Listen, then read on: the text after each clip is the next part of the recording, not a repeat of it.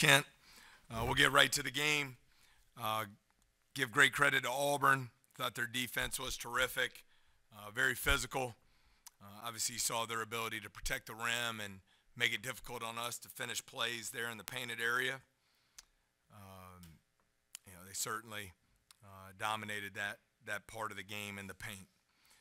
I thought for us, the start of the second half, you come in down 11. We come out, I believe it started 9-2. I thought we were able to get out and transition some, feed off our defense. Did a better job moving without the basketball and converting some of those plays, which enabled us to mix some defensive coverages and give ourselves a better chance there. But then we forced a three, I believe it was 34-30, late in the clock.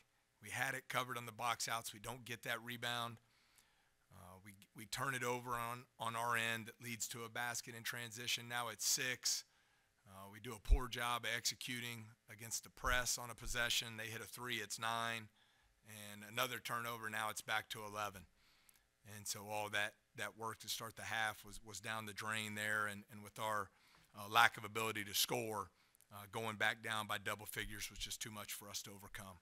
But great credit to Auburn for their physicality and execution, both ends of the floor.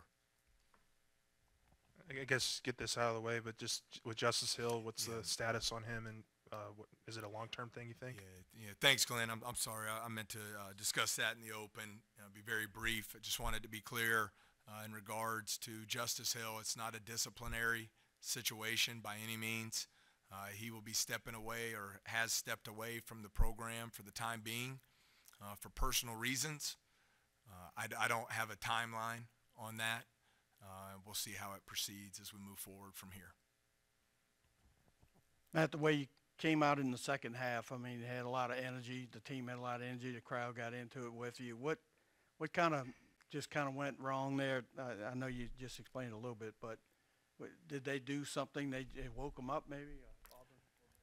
Well, I think we had, as you mentioned, the momentum started to swing. The energy in the building was great. Thought our players really fed off that. We were able to score it more efficiently there to start that little 4-minute segment.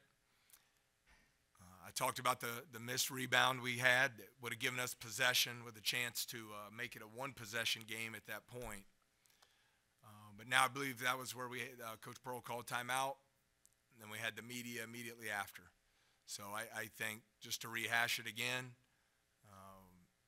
we try to score in the post. Broom gets a nice steal and then is able to beat our entire team down the floor and gets a transition basket there on the run to make it 6. Then it goes to the media timeout. I thought our cuts to get open there against the soft full court man pressure were obviously not good enough. We turn it over there. They hit a 3 in the corner. Now it's back to 9. And, then we got back to some of our offensive struggles to put the ball in the basket from there. Yeah, Coach, Justice Williams, I guess to start, played 31 minutes. Just what did you see from him, and how have you tried to get him to be more consistent on the offensive end and to continue to grow? Yeah, I really like Justice. I think he's continuing to grow as a player. This should be his freshman year. He did the early reclass a year ago. I thought he did some good things in the second half the other day. I love his speed and athleticism, length at the point guard position. I think he's a willing passer with great vision, and I think he's going to be a player who continues to get better and better. Also, with his length and athleticism, helps us rebound it on the defensive glass, where we were far from perfect tonight, but much improved coming off the last couple days of practice. As far as the problem with rebounding, does it just boil down to a lack of effort? I wouldn't say necessarily lack of effort. I think, combination of a lot of things. We've been hit in different ways. For example, the Texas A&M game, we got hurt on the defensive glass, just on physical box outs right around the rim. The other day against a team in Alabama that spaces the floor, 4 guys out beyond the NBA three-point line, one ball screen and roll center. we got beat on some long rebounds that we overran and didn't have our proper technique on those box outs. So, and then at the end of the day, you got to go get the ball. And that's the reality. You hear anyone ever talk about, whether it's Oscar at Kentucky or Ben Wallace or Dennis Rodman, you got to be able to go get the basketball.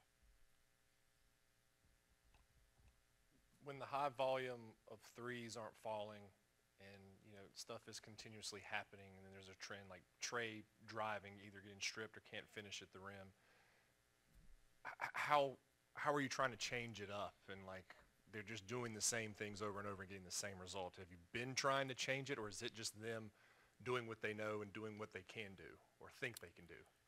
Well, I think you have to have balance. I think any good offensive team has balance in their ability to score at the rim and their ability to shoot it from three. We're kind of right in the middle of the pack in the country as far as the percentage of our shots that come from three-point range. Obviously, 4 of 20 tonight is not good enough to give us a chance to win games. We need our starting guards to make threes for us to have a chance to win. I mean, that's just the reality. And, as you look at the year as a whole, probably been more efficient shooting from three-point range than we have finishing from two. So I think it's just something we got to continue to improve in both areas. I can't sit here and say we were good at either one. I just got to keep trying to get better and try and get some confidence to go in there. And, we got the ball in the paint a lot. And credit to Auburn. As you see, every team in this league, for the most part, has great rim protection. And you got to find ways to be able to finish plays when you get there. I mean, you talked about it yesterday, how you liked how your team responded, I guess, in the practice the previous couple of days. Just, I mean, how do you keep morale up when your guys are going through some tough times like this as a coach? How do you keep that morale up? Well, Glenn, I think it's a great question. I think it's tough. I mean, I do. I mean, it's the reality of what we're in. You're sitting there at 12-1. You're coming off a win over a top 10 team on your home court, just kind of scrapping and clawing and finding ways to win. As you know, we didn't blow anybody out, I think maybe once or twice. And now you've lost 5 in a row, some of them, by large margins. But the only way I know to do it is to keep working, is to come to work, the right mindset. I know there's not one man in that locker room that can fix it. It's going to take everybody, and that's what we'll continue to do. Not easy, easier said than done. But I think, we always hear this. I think everyone's been told this. The adversity's here. It's here. We're staring at it. You find out what you're made of. Find out how you're going to respond. Coach, going off of that, what are some positive takeaways from tonight? Well, I thought the start of the second half, the improvement on the offensive end of the floor, our defense, I thought, created some easier scoring opportunities there. When we were mixing, man and zone, we were able to trap some. We were doing a good job on the defensive glass, which got us out in the open floor. I thought overall, as a whole, the first half defense was good enough to have us in the game. We scored 21 points and 7 of 27 from the floor. So, it's a tough deal, but we got to stay together and keep working and try and find some solutions to give ourselves a chance to be in games like this. In the first half, you shot below 30%, I believe, and only 2 players. You had 19 of your 21. Did you feel kind of fortunate, at least you were within range of them, 11 points? No, because I thought we defended on our end of the floor. I thought we took them late into the shot clock. We didn't finish a couple of the possessions under 5 seconds the way we would have liked to. But it's unrealistic to think you're going to come in at the half leading 28-25 like we have in an SEC game, leading 24-19 like we have in an SEC game. I mean, that's just hard to do. And you got to be able to score the ball some.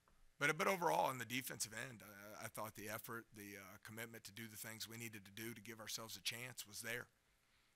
But we got to be able to put the ball in the basket in some shape or form.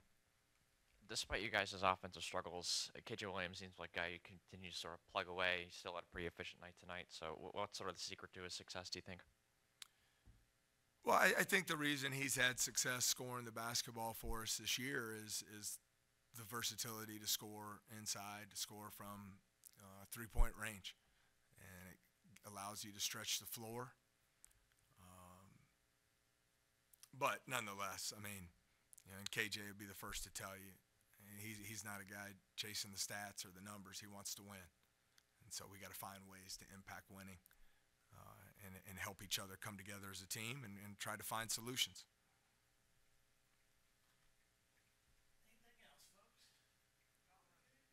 All right. Thank you so much.